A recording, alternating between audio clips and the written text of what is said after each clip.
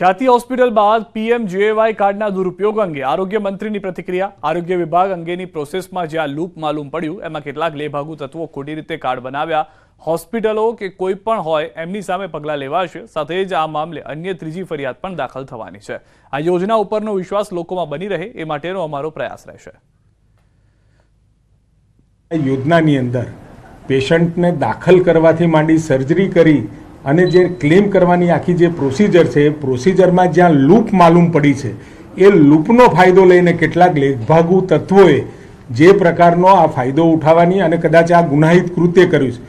ફરિયાદ પણ આપણે કરી છે, 2 ફરિયાદ નોંધાવી છે અને આ જ હોસ્પિટલ દ્વારા ક્યાંક ખોટા ઉપયોગ કરી, આઈડીનો ઉપયોગ કરી અને એની સાથે જે એજન્સીને આ કામ મળ્યું છે પીએમજેવાય બનાવવાનું એના લોકો પણ આમાં સામેલ થયાનું માલુમ પડ્યું છે। એટલે ત્રીજી ફરિયાદ પણ આ બાબતની થવાની છે। ગુજરાત હાઈકોર્ટમાં 1,70,923 કેસ જે છે તે પડતર પડ્યા છે, જ્યારે રાજ્યની જિલ્લા અને નીચલી અદાલતોમાં પડતર કેસની કુલ સંખ્યા 16,90,643 છે।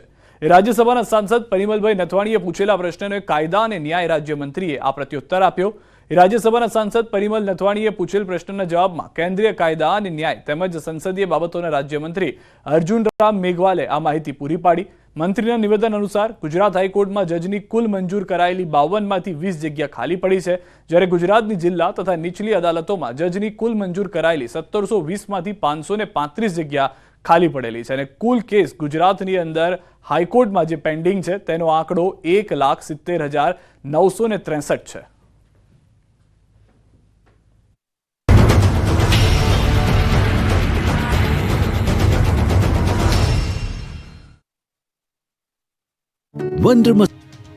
સુરેન્દ્રનગર જિલ્લામાં આવેલા ઝીંઝુવાડાના રણમાં નર્મદા કેનાલના પાણી ફરી વળ્યા, જેથી મીઠાના આગરમાં નુકસાન થયું। વચરાજપુર અને ફતેપુર નર્મદા કેનાલ ઓવરફ્લો થતા રણમાં પાણીની રેલમછેલ થઈ, જેથી ઝીંઝુવાડા અને વિસનગર રણમાં પાણી ફરી વળ્યા। રણમાં પાણીની આવક સતત વધતા જાણે નદી વહેતી હોય તેવા દ્રશ્યો જોવા મળ્યા। રણમાં અંદાજે 30 કિલોમીટર વિસ્તારમાં પાણી ભરાયા। સતત પાણી વધતા અગરિયાઓની ચિંતામાં વધારો થયો। એક તરફ અગરિયાઓને પીવા માટે પાણી નથી મળી રહ્યું તો બીજી તરફ નર્મદા કેનાલના લાખો લીટર પાણીનો વેડફાટ થઈ રહ્યો છે। ખેડામાં અમદાવાદની વેદ મલ્ટી સ્પેશિયાલિટી હોસ્પિટલ પતરાના શેડમાં ચાલતી હોવાનો પર્દાફાશ થયો। હોસ્પિટલ પતરાના શેડમાં ચાલતી હોવાથી વિવાદ ઉભો થયો। પ્રધાનમંત્રી જન આરોગ્ય યોજના પીએમજેએવાય યોજના હેઠળથી હોસ્પિટલ પતરાના શેડમાં ચાલતા રોષ ફાટી નીકળ્યો। પતરાના શેડમાં ચાલતી હોસ્પિટલને પીએમજેએવાય યોજનામાં એમ્પેનલ્ડ કરાતા કૌભાંડની સંભાવનાઓ વ્યક્ત કરવામાં આવી। સમગ્ર મામલે તાલુકા આરોગ્ય અધિકારીએ કહ્યું કે સમગ્ર મામલે તપાસ ચાલી રહી છે। હોસ્પિટલે રિનોવેશન મામલે અમને જાણ કરી છે, પરંતુ હવે જિલ્લા કક્ષાએથી કમિટી બનાવી તપાસ કરવામાં આવશે। યોજનાના નિયમો મુજબનું સ્ટ્રક્ચર છે, કેમ કે તેની તપાસ થશે। બીજી તરફ ભાંડો ફૂટ્યા બાદ હોસ્પિટલના સંચાલકોએ સ્પષ્ટતા કરી કે ફક્ત પ્રારંભિક ધોરણે ઉભો કરાયો છે શેડ। છેલ્લા 3 મહિનાથી બિલ્ડિંગનું ચાલી રહ્યું છે કામ। 3 મહિના બાદ આધુનિક હોસ્પિટલ તૈયાર થશે, પરંતુ શેડમાં હોસ્પિટલ ઊભી કરવી એ પણ ગુજરાતના આરોગ્ય તંત્ર માટે સૌથી મોટી શરમની વાત છે। સવાલ એ છે કે આરોગ્ય વિભાગમાં બેસીને યોજનાઓમાં લૂંટમાં સપોર્ટ કરનારા એ કયા અધિકારીઓ છે? આટલા કાંડ છતાં શું કરી રહ્યું છે આરોગ્ય વિભાગ? નકલીની બોલબાલા વચ્ચે હવે જાણે ઊંઝા નકલી ખાદ્ય ચીજોનું હબ બની ગયું હોય તેવું લાગે છે। નકલી વરિયાળી અને નકલી જીરાનું એપિસેન્ટર બની ગયું છે ઊંઝા। થોડા દિવસ પહેલા ઉમા એન્ટરપ્રાઇઝ પટેલ ભાર્ગવ પ્રાઇવેટ લિમિટેડના ગોડાઉનમાંથી લીધેલા જીરું અને વરિયાળીના નમૂના ફેલ નીકળ્યા। અહીં જે જીરું અને વરિયાળીનું વેચાણ થતું હતું તે નકલી નીકળ્યું। આ જીરું અને વરિયાળીમાં ઘાલમેલ કર્યાનું ખુલ્યું છે, જેને લઈને તંત્રએ જથ્થો સીઝ કર્યો, પરંતુ આરોગ્ય વિભાગની સૌથી ગંભીર બેદરકારી પણ જોવા મળી। મહેસાણા ફૂડ વિભાગે 16 ઓક્ટોબરે લીધેલા નમૂનાનું પરિણામ 2 મહિના આવ્યું છે।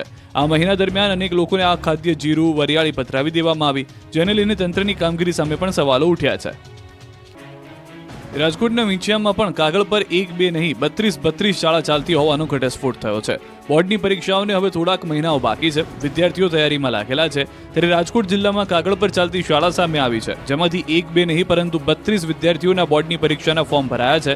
જી હા, વાત છે વિંછિયા તાલુકાના મોઢુકા ગામની, જ્યાં ઓમ સત્ય સાયન્સ સ્કૂલ છેલ્લા 3 વર્ષથી જર્જરિત અને બંધ હાલતમાં છે। તેમ છતાં તે સ્કૂલમાંથી 32 વિદ્યાર્થીઓના ફોર્મ ભરાયા છે। સમગ્ર મામલે ભાજપના પૂર્વ મહામંત્રી ભૂપત કેરળિયા દ્વારા લેખિતમાં જાણ કરવામાં આવી હતી। તેમનું કહેવું છે કે રાજકોટ ડીયુ ઓફિસમાંથી ઓમ સત્ય સાયન્સ સ્કૂલ દ્વારા આપવામાં આવેલી ખોટી માહિતીના ડોક્યુમેન્ટ મળ્યા છે। ત્યારબાદ સમગ્ર મામલે મેલ દ્વારા જાણ કરાઈ હતી, તો બંધ શાળાના વિદ્યાર્થીઓના ફોર્મ કઈ રીતે ભરાયા તે અંગે તપાસ કરવામાં આવતા જાણવા મળ્યું કે ઓમ સત્ય સાયન્સ સ્કૂલના ધોરણ 12ના વિદ્યાર્થીઓ નજીકની કૃષ્ણા શૈક્ષણિક સંકુલમાં અભ્યાસ કરી રહ્યા છે। કૃષ્ણા સંકુલના શિક્ષકે જણાવ્યું કે આ વિદ્યાર્થીઓને જૂન માસથી જ અમારે ત્યાં પ્રવેશ આપવામાં આવ્યો છે, અન્ય કોઈ વિદ્યાર્થીને પ્રવેશ અપાયો નથી। આ અંગે જિલ્લા શિક્ષણ અધિકારી